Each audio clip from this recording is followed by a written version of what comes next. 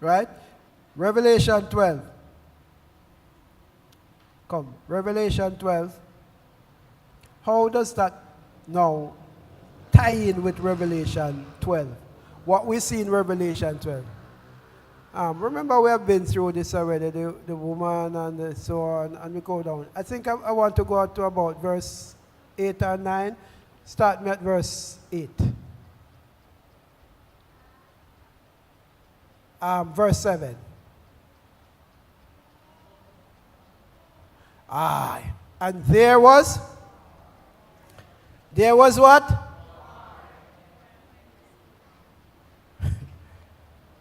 There was a little fight. There was a little squabble.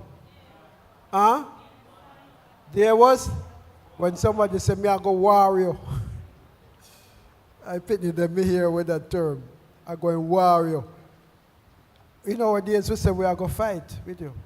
But them said them a war. So there was war in heaven. Sound like big serious thing. Whole heap of conflict. Who the war was with? Michael. Who is Michael? Michael, he's described as the archangel of God and so on. So, all right, Michael is on the good side. If you don't know anything else about him, Michael is on the good side. And he has angels with him. And he was fighting against who? Last week, what other term we used for the dragon? Serpent. And in their historical use of the word dragon and so on, which other term came up? Nobody remember from last week? You're not remembering things? Thank you. A pastor tell you a while ago. Leviathan. Right? So this awful thing that is a threat to humanity and all of those things, confusion and chaos, and he's known for that. So there was war in heaven with Michael, which is on the good side with his angels, and the dragon. But you notice something here with the dragon too? What you notice? Sister Elsa, tell them for me. Come, Sister Elsa, don't doubt yourself. What you just said a while ago. Oh, thank you, Sister Elsa. Sister Elsa, on the ball, you know. The dragon also has angels with him. So that is why it's war. It's not no easy little thing, and not just two persons now in conflict. It's one whole army on one side against another army. And what is the outcome? Verse 8. And what? Prevailed not. Neither was their place found anymore in heaven. When people going into war, they're not going to lose, you know. They're going to win. So the bad man, as we use the term, will have to stand.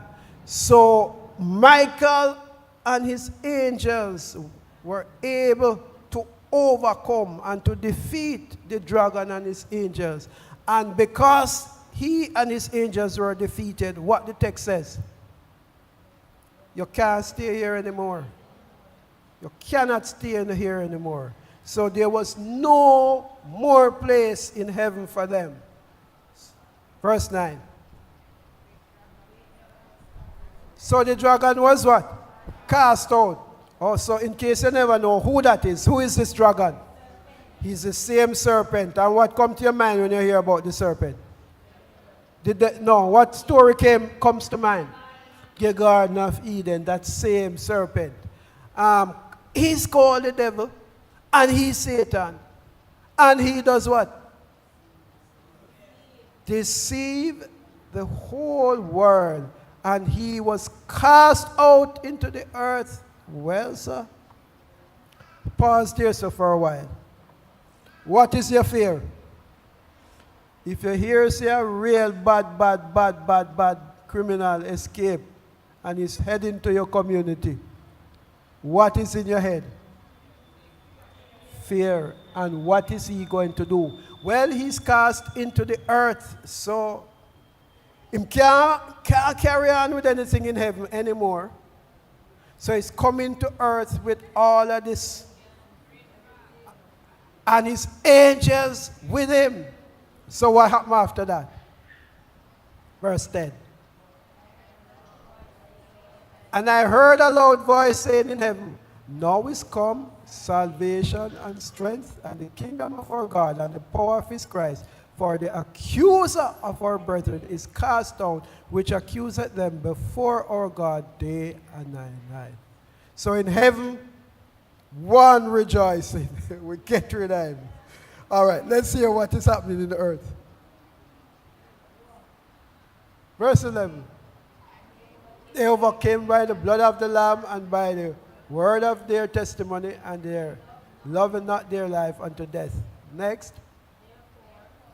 Therefore rejoice, ye heavens, and ye that dwell in them.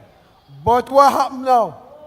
Woe to the inhabitants of the earth, of the sea, for the devil is come down unto you, having great wrath, because he knoweth that he had but a short time.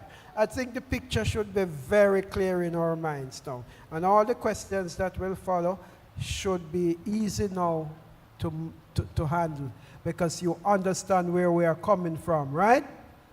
This Satan, the dragon, the serpent, he was in heaven and he put up a war against who? He war with who? Michael and his angels. So the devil and his angels war with Michael and his angels. And what happened to the devil and his angels? They were defeated and they were thrown out. And he mad. So he come down to earth now. And there's a woe to the inhabitants of the earth, which is talking about who? Me and you. For Satan come down and him you ever see a man vex, really vex? Everything upset him. And he has come now to wage war. And I want you to remember this part. And he's losing no time. Why? Because he knows that his time is short. Why would the writer say his time is short? What comes to your mind when you hear that he has but a short time? Tell me some things, Sister Sophia. What are some things that come to? He has but a short time. Could you speak in the mic for us? And then I'm just going to call on people randomly. Like our Sister Otisha next. Well, what comes to my morning Sabbath School? Morning. What comes to my mind when I hear that his time is short? His rulership on earth will soon come to an end because Christ will be coming back to reign. Right. Thank you. Sister Otisha, what else comes to your mind when you hear that he has but a short time?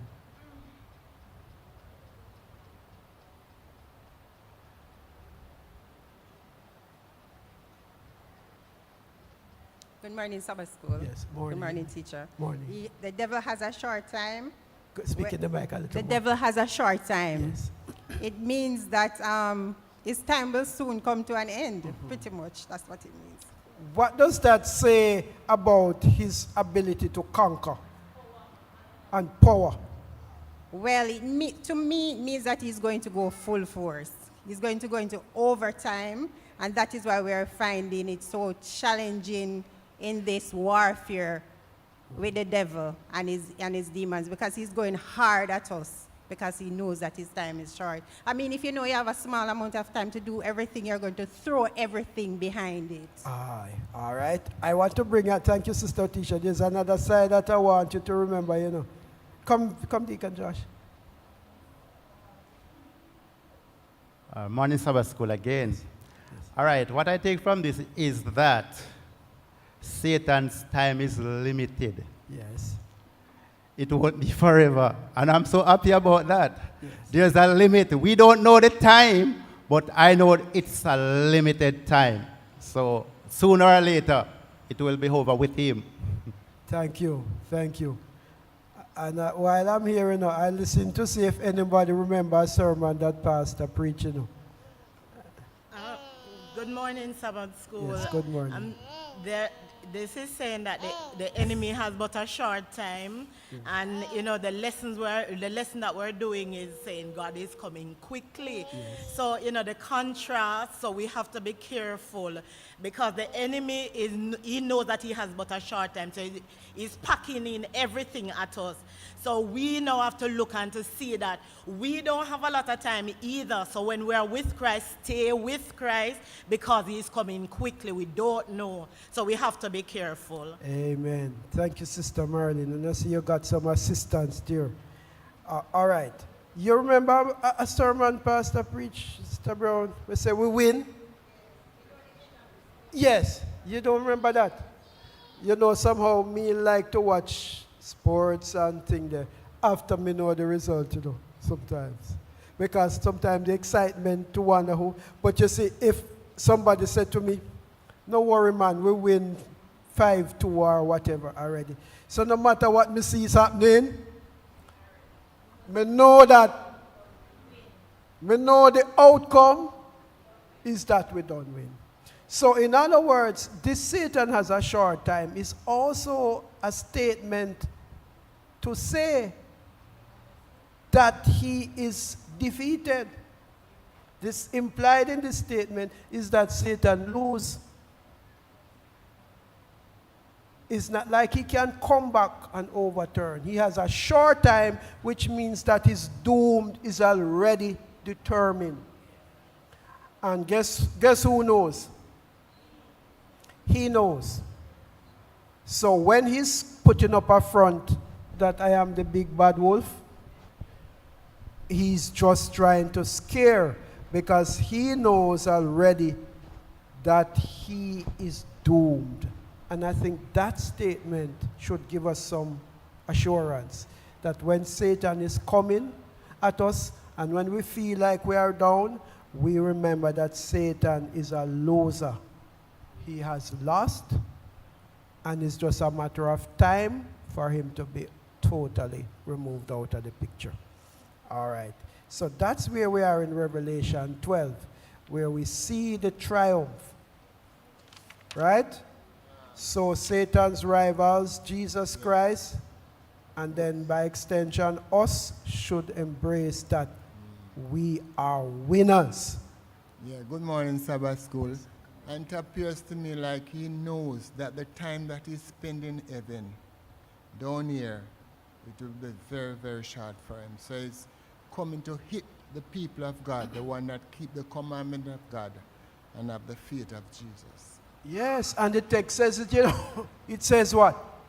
He know it, that he had but a, and that is why when we sleep in, Satan not sleeping. All right, so we behave sometimes that we have all the time in the world. But Satan knows, Brother Brown, your hand is up, that Satan knows that his time is short. All right, so we see the confrontation and we see that Michael overcomes.